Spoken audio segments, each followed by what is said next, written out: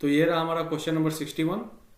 इसके पहले हम लोग 60 क्वेश्चंस कर चुके हैं। अगर आप लोग चैनल पर नए हैं तो जाके चेक कर सकते हैं। तो स्टार्ट करते हैं आज का हम लोग का class. He denied that he had not stolen my purse. उसने मना कर दिया कि उसने मेरा पर्स नहीं चुराया है।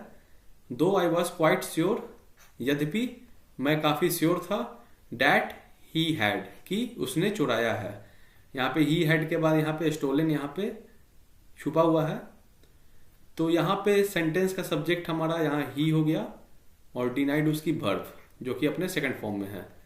ही डिनाइड, उसने मना कर दिया कि डैट यहाँ पे एक कंजंक्शन हो गया। He had not stolen my purse, कि उसने मेरा पर्स नहीं चुराया है। यहाँ हैड प्लस वर्ब की थर्ड फॉर्म है यानी कि पास्ट परफेक्ट, और माई पर्स इसका ऑब्जेक्ट हो जाएगा इस वर्ब का।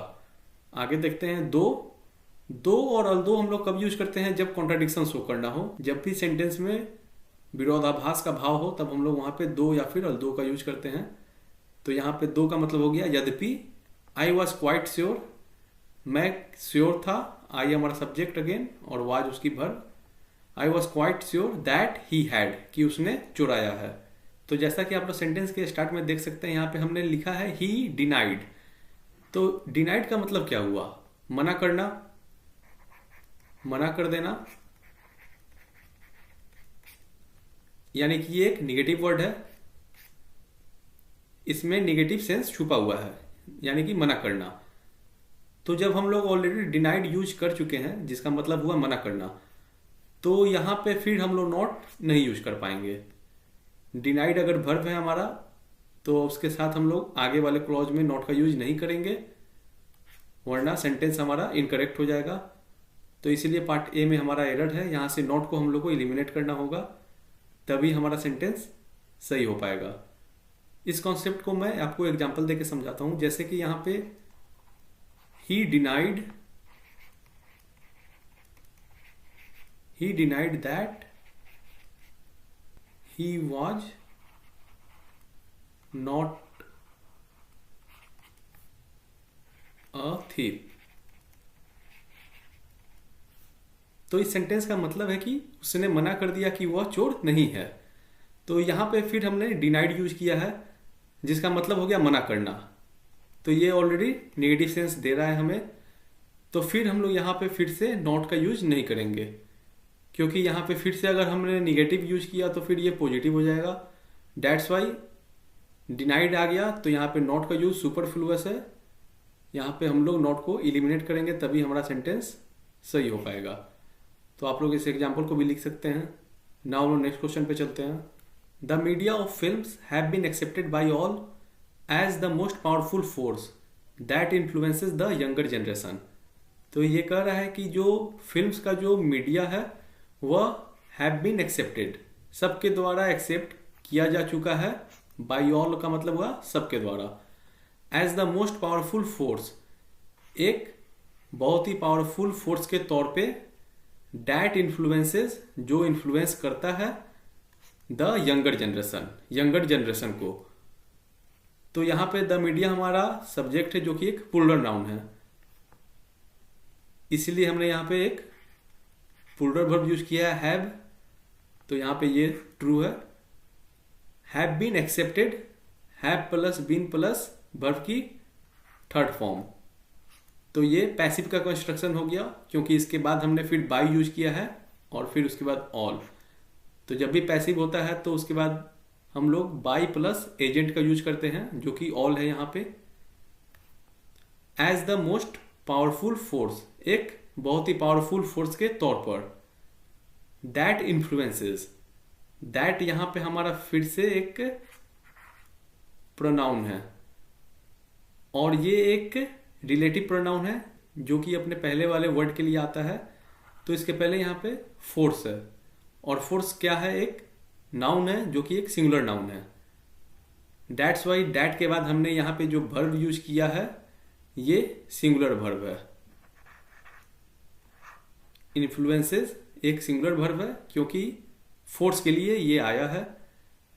Influences whom the younger generation को इन्फ्लुएंस करता है। तो यहाँ पे जो हमारा एरर है वो पार्ट सी में है। यहाँ यंगर, यंगर का यूज यहाँ पे नहीं होगा। वाई? क्योंकि पॉजिटिव डिग्री क्या होता है? यंग होता है। फिर उसके बाद हमारा कंपैरेटिव डिग्री क्या होता है? यंगर होता है। और सुपरलेटिव डिग्री यंगेस्ट होता है। तो हम लोग कंपैरेटिव डिग्री कब यूज करते हैं? जब कंपैरिजन हो, जब हम लोग कंपेयर कर रहे हो, और मोस्टली वहां पे ऑलवेज देन लगा रहेगा। मोस्ट ऑफ द टाइम आप देखिएगा कि इसके साथ देन यूज होगा। बट यहाँ पे हम लोग कोई कंपैरिजन नहीं कर रहे हैं, हम लोग सिंपली कर रहे हैं कि फिल्म्स का जो मीडिया है वो सबके द्वारा एक्सेप्ट किया जा चुका है एक बहुत ही पावरफुल फोर्स के तौर पे, जो कि इन्फ्लुएंस करता है यंग जनरेशन को, यानी कि ऐसे जनरेशन जो कि यंग है। तो यहाँ पे कोई भी कंपैरिजन का भाव नहीं है। दैट्स वाई यहाँ पे हम लोग यंग यूज करेंगे, ना कि यंगर। और यंगेस्ट तो आने का यहाँ पे सवाल ही नहीं है। तो हमारा आंसर हो जाएगा यंग, और पार्ट सी को हम लोग एरर टिक करेंगे। नाउ हम नेक्स्ट क्वेश्चन पे चलते हैं। The French embassy employees him regularly. French embassy जो है वह उन्हें एम्प्लॉय करती है। एम्प्लॉय का मतलब क्या हुआ? हायर करना। यहाँ पे एम्प्लॉय यहाँ पे वर्ब है, जिसका मतलब हुआ उसे हायर करती है। Regularly as he knows to speak French, क्योंकि उसे पता है कि फ्रेंच कैसे बोलते हैं। तो हमारा सब्जेक्ट यहाँ पे कौन सा है? The French embassy. यह हमारा सब्जेक्ट है जो कि सिंगुलर है। डेट्स वाई एम्प्लॉयज यहाँ पे हमने सिंगुलर वर्ब यूज किया है। एम्प्लॉयज हिम, और रेगुलरली यहाँ पे क्या हुआ? एक एडवर्ब हो गया, जिसका मतलब हुआ बार बार। एज ही नोज, क्योंकि वो जानता है। ही हमारा सब्जेक्ट है जो कि सिंगुलर है। डेट्स वाई यहाँ पे हमने सिंगुलर वर्ब यूज किया है, जो कि सही है। As he knows to speak French, क्योंकि उसे पता है कि फ्रेंच कैसे बोलते हैं। तो यहाँ पे नो के साथ हम लोग हाउ का यूज करेंगे। नो के साथ हम लोग यहाँ पे हाउ का यूज करेंगे। वाई? क्योंकि हमारा जो यहाँ पे सेंटेंस का मीनिंग है वह यह है कि उसे पता है, ही नोज, कि फ्रेंच कैसे बोलते हैं। तो कैसे के लिए हमें यहाँ पे हाउ का यूज करना होगा, तभी जाके ये सेंटेंस हमारा करेक्ट हो पाएगा। मैं आपको इसे और डिटेल में एक समझाने की कोशिश करता हूं। जैसे यहाँ पे आई नो दी आंसर, तो यहां पे हम कहना चाहते हैं कि मुझे आंसर पता है। तो ये वर्ब है जिसका ये ऑब्जेक्ट हो गया डायरेक्टली, क्योंकि हम यहाँ पे जो सेंस है वो यह है कि मुझे आंसर पता है। बट वही हम कहें आई नो टू सिंग, मुझे पता है कैसे गाते हैं। तो फिर हम सेंस दे रहे हैं कैसे गाते हैं, यानी कि हम लोग अपने एबिलिटी या फिर अपने स्किल के बारे में बात कर रहे हैं। डेट्स वाई यहाँ पे हमें हाउ का यूज करना होगा उस एबिलिटी या स्किल के बारे में बताने के लिए, तभी हमारा सेंटेंस करेक्ट हो पाएगा। तो आप लोग पार्ट सी को एरर कर सकते हैं। वहां पे नोस के बाद यहाँ हाउ का यूज करना इंपॉर्टेंट है, तभी हमारा सेंटेंस करेक्ट होगा। नाउ नेक्स्ट क्वेश्चन पे चलते हैं। ये रहा हमारा question number 64। How is it that neither your friend Mahesh nor his brother Ramesh have protested against this injustice. How is it that, ये कैसे हो सकता है कि नाइदर योर फ्रेंड महेश, ना ही तुम्हारा friend Mahesh, nor his brother Ramesh, ना ही उसका ब्रदर जो रमेश है प्रोटेस्टेड, प्रोटेस्ट किया है अगेंस्ट दिस इनजस्टिस, इस इनजस्टिस के खिलाफ। अगेंस्ट मतलब खिलाफ। तो यहाँ पे सबसे पहले तो सेंटेंस हमारा हाउ से स्टार्ट है, जो कि एक WH वर्ड है। तो ये तो हमारा सब्जेक्ट नहीं होगा। सब्जेक्ट हमारा यहाँ पे इट है, और इसकी वर्ब यहाँ पे इज है। तो how is it that neither your friend Mahesh nor his brother Ramesh, यहाँ पे हमने नाइदर और नॉर यूज किया है महेश को रमेश से जोड़ने के लिए। एंड एज वी नो, जब भी हम लोग नाइदर के साथ नॉर यूज करें या फिर आइदर के साथ और यूज करें, जब भी हम इन दोनों का यूज करते हैं दो सब्जेक्ट को जोड़ने के लिए या फिर दो नाउन को जोड़ने के लिए, तो इसके बाद जो हमारा वर्ब आता है वह किससे एग्री करेगा?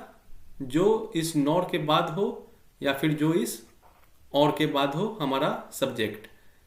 तो इस रूल के अनुसार इस हैव वर्ब के लिए हमारा सब्जेक्ट कौन बनेगा? ये रमेश, क्योंकि नॉर के बाद हिज ब्रदर रमेश है, तो ये रमेश इस हैव का सब्जेक्ट बनेगा, ना कि महेश। और रमेश क्या है? एक सिंगुलर नाउन है, एक नेम है। दैट्स वाई हमें यहाँ पे हैव यूज नहीं करना होगा। हैव का यूज यहाँ पे इनकरेक्ट है, हमें यहाँ पे हैज यूज करना होगा, तभी हमारा सेंटेंस करेक्ट होगा। तो आप लोग पार्ट सी को एरर ही मार्क कर सकते हैं। हैव को हम लोग रिप्लेस करेंगे हैज से। The gentry of the town was invited. The gentry हमारा सब्जेक्ट है, इसका मतलब हुआ अमीर तबके के लोग। ऑफ द टाउन यानी कि शहर के। और यहाँ पे आप देख सकते हैं हमने ऑफ का यूज करके इन दोनों को कनेक्ट किया है, द जेंट्री को और द टाउन को।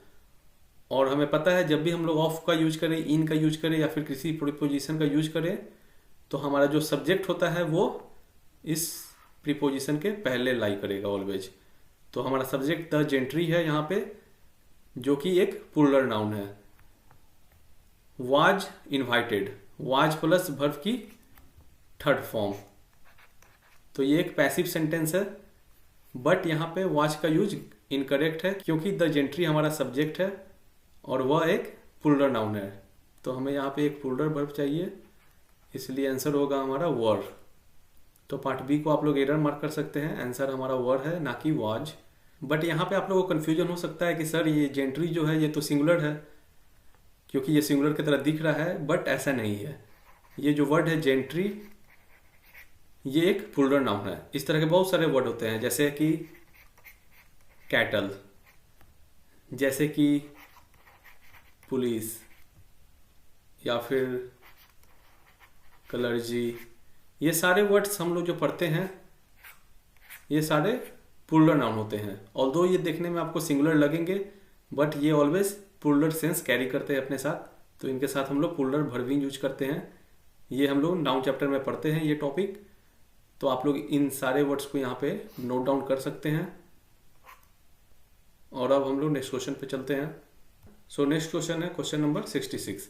आफ्टर द रिटन एग्जाम, यानी कि रिटन एग्जाम के बाद you will also have an oral exam, तुम्हारा ओरल एग्जाम भी होगा। यू हमारा यहाँ पे सब्जेक्ट है और विल हैव ये इसकी वर्ब है, जो कि फ्यूचर को बता रही है। क्योंकि विल के साथ हम लोग ऑलवेज वर्ब की फर्स्ट फॉर्म यूज करते हैं फ्यूचर को इंडिकेट करने के लिए। तो यहाँ पे है you will also have an oral exam. And हम लोग यूज किए हैं इस एग्जाम के लिए, क्योंकि एग्जाम एक नाउन है जो कि सिंगुलर नाउन है, तो उसके पहले आर्टिकल एंड हम लोग यूज किए हैं। और ओरल यहाँ पे एग्जाम के लिए एक एडजेक्टिव का काम कर रहा है। बट ये जो वर्ड है ओरल एग्जाम, ये कोई वर्ड ही नहीं होता है। जब भी हम लोग ऐसे एग्जाम की बात करें जो हमें वर्बली देनी हो, तो उसके लिए हम लोग वर्ड यूज करते हैं वाइवा वोचे। तो इस वर्ड को हम लोग को यूज करना होगा ओरल एग्जाम की जगह पे। वाइवा वोचे एक वर्ड है जिसका मतलब ही होता है ऐसे एग्जाम जो कि हम लोग बोल के देते हैं, मौखिक देते हैं। तो इस ओरल एग्जाम को रिप्लेस करेंगे हम लोग वाइवा वोचे से, तभी हमारा सेंटेंस करेक्ट होगा। तो आप लोग पार्ट सी को एरर मार्क कर सकते हैं। नेक्स्ट क्वेश्चन पर हम लोग चलते हैं। The regular use of alcohol only in small quantities tends to cause mishap in many ways to various organs of the body. तो सबसे पहले तो ये सेंटेंस हमारा लंबा है काफ़ी, तो पहले हम लोग इसका हिंदी समझ लेते हैं, फिर हम लोग एरर को फाइंड करेंगे। तो कह रहे हैं the regular use of alcohol, यानी कि जो अल्कोहल का रेगुलर यूज है ओनली इन स्मॉल क्वांटिटीज, केवल स्मॉल क्वांटिटी में, केवल कम मात्रा में, tends to cause mishap, tends करता है क्या करने का? मिसहैप। मिसहैप यानी कि प्रॉब्लम करने का। इन मेनी वेज यानी कि बहुत सारे वेज से, to various organs of the body, body के जो विभिन्न अंग हैं उन सब में।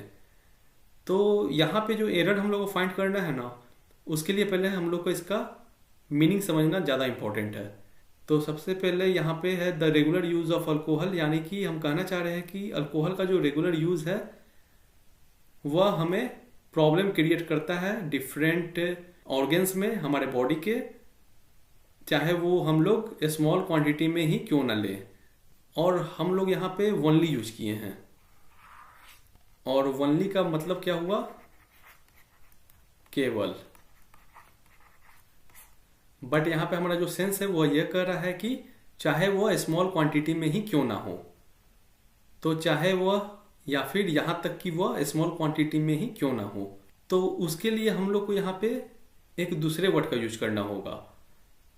उसके लिए हमें यहाँ पे इवन को यूज कर सकते हैं, जिसका मतलब होता है यहाँ तक कि। तो ओनली को हम लोग को रिप्लेस करना होगा इवन से, तभी जाके हमारा करेक्ट सेंस निकल पाएगा इस वाक्य का।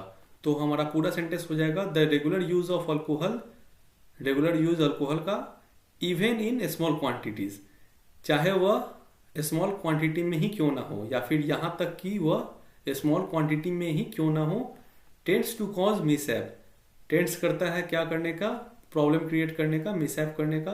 तो ये रहा हमारा इस क्वेश्चन का आंसर। पार्ट बी को आप लोग टिक कर सकते हैं एरर के लिए। नाउ नेक्स्ट क्वेश्चन पे चलते हैं।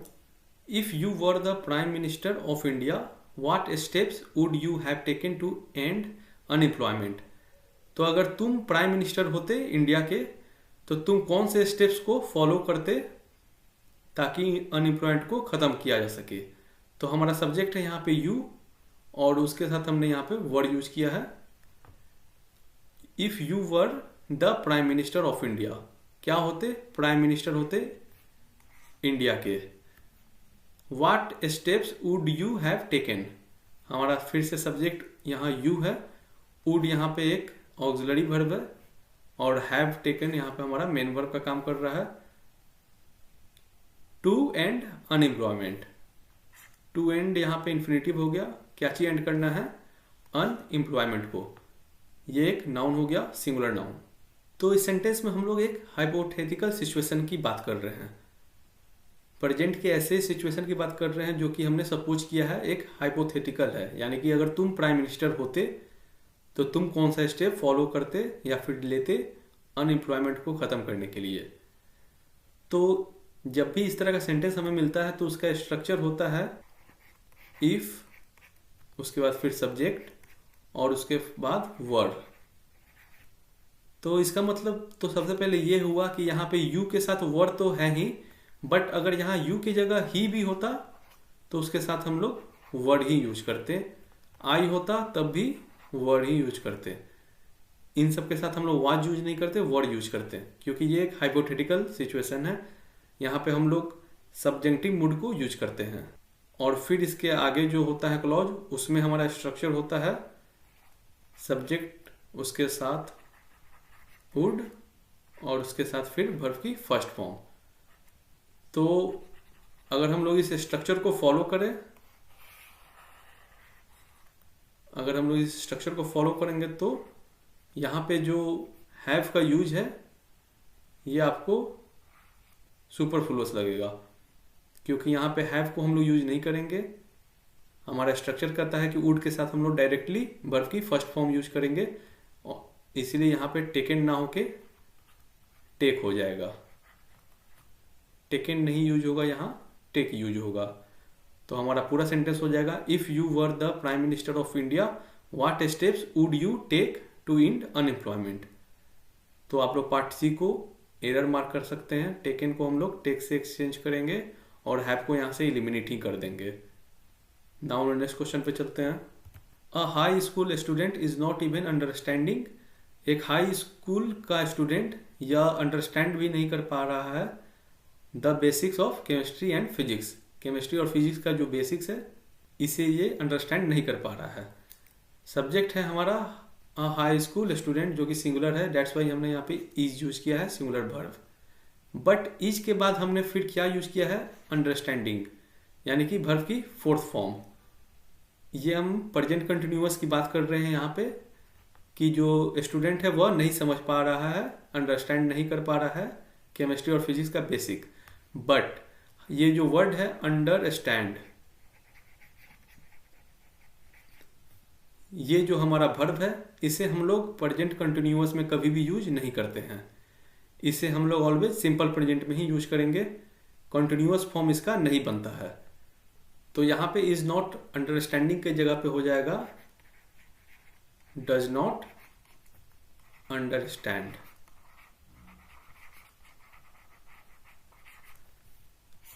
हम लोग को रिप्लेस करना होगा इज नॉट अंडरस्टैंडिंग को डज नॉट अंडरस्टैंड से, और इवन हमारा इस अंडरस्टैंड के बाद होगा।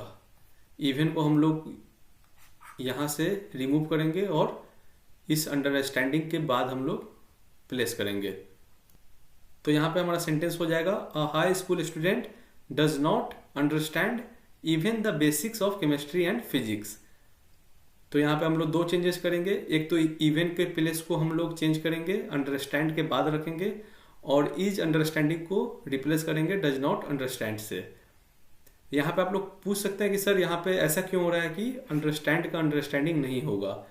तो ऐसे बहुत सारे वर्ब्स हैं, जैसे कि लव है, अंडरस्टैंड है, नो है, ये सारे वर्ब हम लोग कॉन्टिन्यूअस में यूज नहीं करते हैं, क्योंकि इसे हम लोग एक एस्टेटिक वर्ब कहते हैं, इसीलिए इसका कॉन्टिन्यूअस फॉर्म नहीं होता है। नाउ हम लोग नेक्स्ट क्वेश्चन पे चलते हैं। If you will work hard you will always succeed. अगर तुम हार्ड वर्क करोगे तो तुम ऑलवेज सक्सीड होगे, यानी कि हमेशा सक्सेस पाओगे। तो यहाँ पे हम लोग इफ़ का यूज कर रहे हैं, यानी कि ये एक कंडीशनल सेंटेंस है, और हम लोग जानते हैं कि जब भी कंडीशनल सेंटेंस हो तो जो क्लॉज हमारा इफ से स्टार्ट होता है उसमें हम लोग विल का यूज नहीं करते हैं। उसके बाद वाले क्लॉज में विल का यूज करेक्ट होगा, बट इफ वाले क्लॉज में विल का यूज हम लोग कभी भी नहीं करेंगे। तो हमारा सेंटेंस हो जाएगा if you work hard you will always succeed.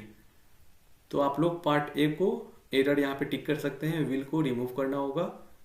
ये हमारा लास्ट क्वेश्चन था आज के सेशन का। फिर मिलते हैं हम लोग नेक्स्ट सेशन में।